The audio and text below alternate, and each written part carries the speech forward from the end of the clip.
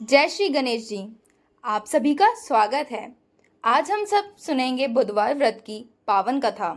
माना जाता है कि सच्चे मन से गणेश जी का व्रत और कथा सुनने से जीवन के कष्ट दूर होते हैं और सुख समृद्धि का आशीर्वाद मिलता है। तो आइए श्री गणेश जी का नाम लेकर बुधवार व्रत की कथा शुरू करते हैं। समतापुर नगर में मधुसूदन नामक एक व्यक्ति रहता था।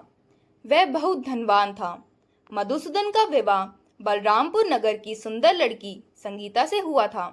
एक बार मधुसूदन अपनी पत्नी को लेने बुधवार के दिन बलरामपुर गया।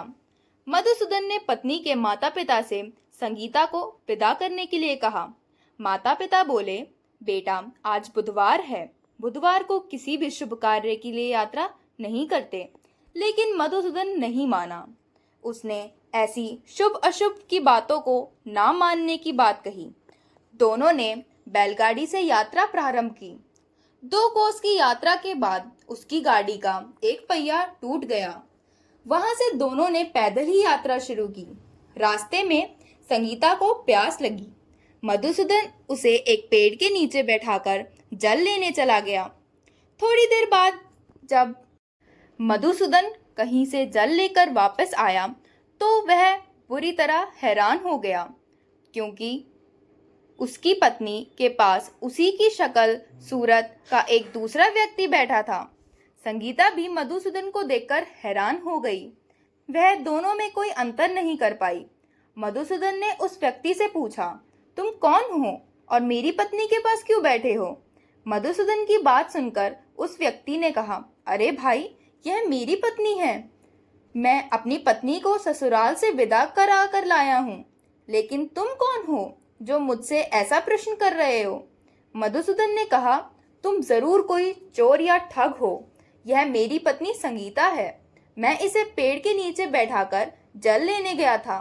इस पर उस व्यक्ति ने कहा, अरे भाई, झूठ तो तुम बोल रहे हो। संगीता को प्यास लगने पर जल लेने तो मैं गया था। मैंने तो जल लाकर अपनी पत्नी को पिला भी दिया।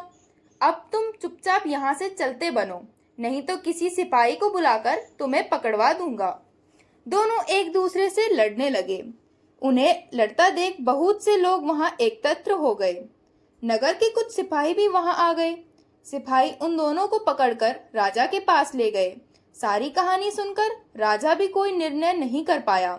संगीता भी उन दोनों में से अपने वास्तविक पति को नहीं पहचान पा रही थी।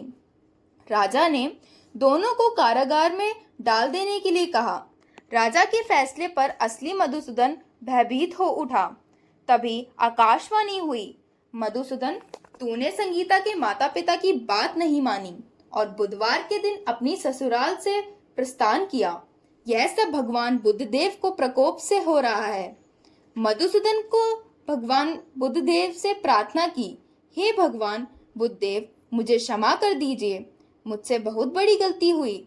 भविष्य में अब कभी बुधवार के दिन यात्रा नहीं करूंगा और सदैव बुधवार को आपका व्रत भी किया करूंगा। मधुसूदन के प्रार्थना करने से भगवान बुद्धदेव ने उसे क्षमा कर दिया। तभी दूसरा व्यक्ति राजा के सामने से गायब हो गया। राजा और दूसरे लोग इस चमत्कार को देख हैरान हो गए। भगवान बुद्धदेव की इस अनुकंपा से राजा ने मधुसूदन और उसकी पत्नी को सम्मान पूर्वक विदा किया। कुछ दूर चलने पर रास्ते में उन्हें बैलगाड़ी मिल गई।